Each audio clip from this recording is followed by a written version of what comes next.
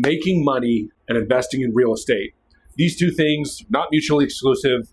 Ultimately, real estate is the ideal investment. There's plenty of other ways to make money. And first, I'll start off by saying you can make a lot more money in business. You can make a lot more money doing other things. You can make a lot more money in online business. Ultimately, what you want to get to is once you make that money, learn how to invest in real estate. But if you're just starting out, there's a lot of things you want to consider. If you're taking our Elevate course, we're going to get into a lot of the specifics around what you need to know about money, your money mindset, understanding the financial system. These things are critical, first of all, if you want to make money. In my opinion, if you want to make a lot of money, right? Anyone can make money. And the first thing that I'll clarify is that the truth of the matter is nobody can actually make money, but you can earn income. So you don't make the money. The money already exists. It's part of the financial system. You have to go earn it by exchanging value in the marketplace. But if you want to make money, the first thing that you should do, and this is not a joke, but get a job, okay? And the reason is because when you're earning money through a W-2 income, you're building your taxable revenue, you're building your tax base. This is what's going to help you buy real estate.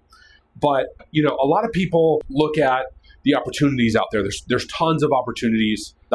First of all, the highest paid professions in the world are sales, marketing, and then technical skills like engineering and that sort of thing. So if you're looking at what career path to develop, those are things that you want to look at, right? You want to look at what you like doing, what actually makes money, and where's the value in the marketplace, and where are the trends going, right? Because there's a lot of things changing right now with AI. It's as simple as looking at understanding liabilities versus assets, right? So if you want to make money, you have to buy, create, or own assets. Or you have to work for someone or something or an asset that pays you for a service. So those are really the two ways to make money, assets and services, if we're talking about making money. And again, when I say make money, it's earning income. Let's jump ahead a little bit, talk a little bit about real estate, because if you have a good income, you have a good job, you make decent money, you might be thinking, well, how do I make more money? How do I get ahead financially, right? The biggest expense that you have in life is your living, is your real estate. It's where your rent or your mortgage or, something related to real estate, right? And the reason for this is if you look in the marketplace of goods and services, things you can buy, there's only so much you can buy. You can buy houses, condos, townhomes, land, cars. Everything else that you buy would be like a consumer good or a consumable, right? So when you think about how to make more money, how to have more money, how to be more wealthy, the first thing you have to understand is the difference between how people spend their money, right? Poor people buy things, stuff, basically, they're exchanging their capital for goods and services, right? Things that really don't retain value. The middle class tend to buy liabilities, bigger house, bigger car, more liabilities, and the wealthy use their capital, use their money to buy assets. And so you guys might hear of rental real estate, passive income, these types of investments as it was one of the best investments. And generally that's true. But I will say this, is that when you're investing in real estate for passive income, it takes a lot of work, it takes a lot of time, and it's very capital intensive. There are other ways that you can make money online through online businesses, start a YouTube channel or whatever it is that utilizes similar model, but it's digital, right? So I call that digital real estate. Building a brand or an asset on YouTube is building a digital real estate. And eventually that can cash flow and that pays off of your advertiser revenue and things like that. But so these are some things that you really want to think about, right? You want to make more money. What are your options? You can get a job, you can start a business, you can get a side hustle, you can get a part-time job. All of these things are valid, right? If you want to make more money, that's going to get you to your goal. The question is, how much money do you have? What's your skill set?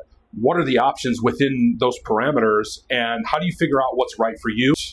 A lot of people talk about follow your dreams, follow your passion. And I'm just going to say, look, that's, there is an element of truth to that, but it's also partially bullshit, right? Because, if you have a hobby, for instance, and this works two ways. This can work for you or it can work against you. Let's take surfing as an example, right?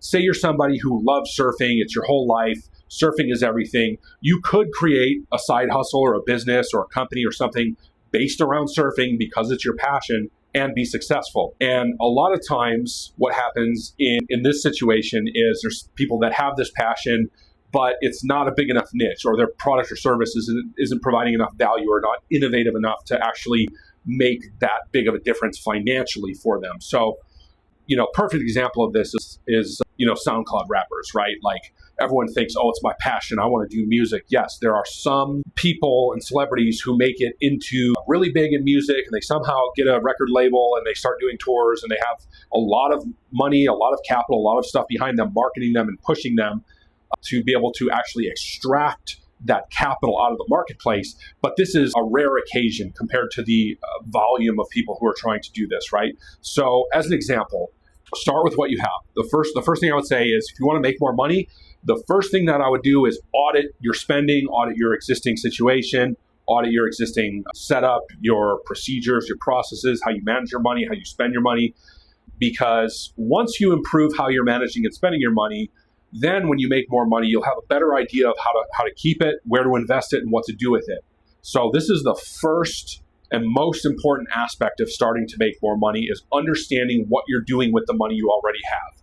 And so if we break that down, this is from Rich Dad Poor Dad. This is not complicated, but it's also quite revolutionary to think that, like, what is the difference between poor people, the middle class people, and the rich, as far as how they spend money and what they do with it, right? And I kind of already gave you the answer here. Poor people use their money and they buy stuff, right? Stuff, TVs, clothes, food, restaurants, shoes, whatever it is, stuff. This has no intrinsic value from the perspective of the financial system, okay? Because rich people who are wealthy, people who understand money and wealth, they're on a different side of the same financial system. So the middle class people, like I said, liabilities. Perfect example, cars, houses that are not investments. Real estate can be an asset or a liability depending on how you use it. And then, of course, rich people buy and create assets, okay? So an asset is something that pays you money. And that can be real estate. It can be a business. It can be a product or a service, that you're investing your money into because it's generating income and revenue. So this is kind of the first fundamental basic thing you need to understand when it comes to making more money and knowing what to do with it, right? So, let's talk a little bit about real estate. So historically speaking, real estate was just a store of value. It's a way for the wealthy to store their capital, to store their value, in most cases in hopes of appreciation. Even if you look at the 2008 crash, right? Like, the property market was decimated, property prices were way down, but look where we are today. They're way higher than they were back in 2006 before the last crash. So in the long run, real estate does retain an increased value.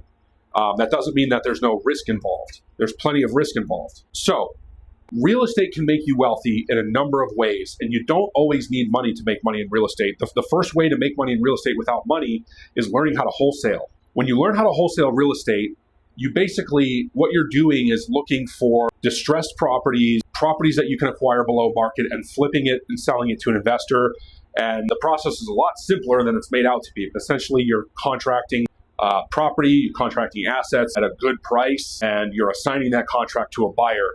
So now it sounds easy. Of course, finding a motivated seller where there's equity in the property and it's actually a good deal and everybody can make money, that's the challenge. There's plenty of wholesalers that you can learn from who are making 10, 20, 50, 100 grand a deal just by literally sourcing property with equity. So real estate's a good thing to learn and understand and know. Now, the next thing is you say, well, maybe you don't have time. You make good money in your job. You want to invest in real estate. You want to own a Airbnb, or you want to own rental property. The first thing that I would do is look into house hacking. The house hacking model is basically this. You have two different types of real estate. You have residential and commercial. What makes a property commercial is its zoning as well as unit count. So 5+ units of residential real estate is considered commercial. 1 to 4 units is obviously residential. So when you buy a property that you live in, there's many ways to get financing. Now, obviously, rates are a little bit high right now, but if you find a good deal, it's going to make sense. And here's why.